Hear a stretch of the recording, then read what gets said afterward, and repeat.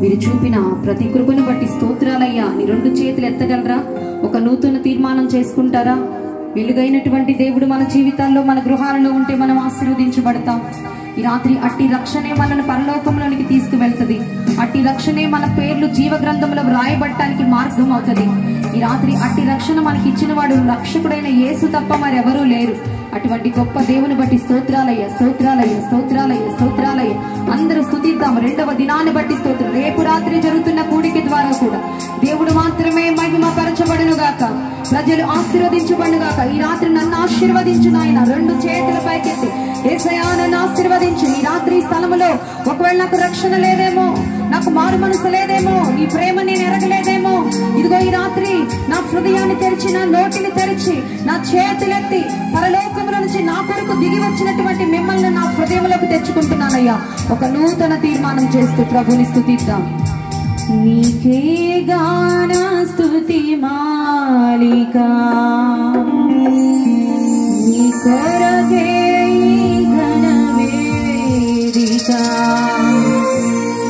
నీ ప్రేమ నాపై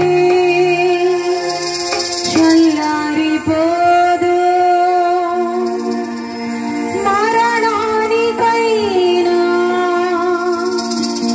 వెను తిరుగలేదు, మరణేనే నిన్ను చేరగా మహాగరుడా నా యేసయ్యా. పాడుదాం, హృదయాలతో పాడుకుందాం.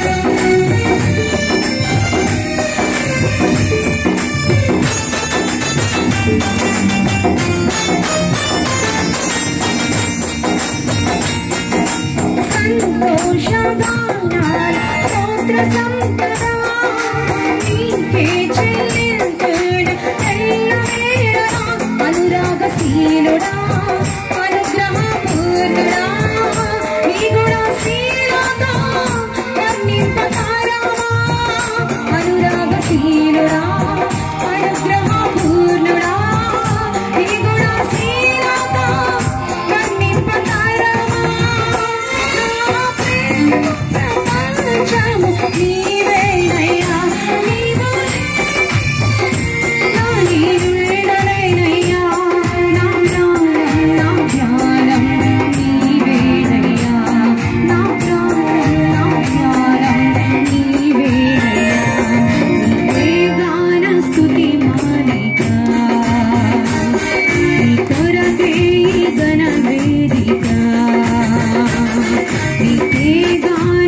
స్తుతి మాలిక నీ కొరకే ఘన వేదిక నీ ప్రేమ నాపై చల్లారిపోదు మరణానికైనా వెను తిరుగలేదు నీ ప్రేమ నాపై చల్లారిపోదు మరణానికైనా వెను తిరుగలేదు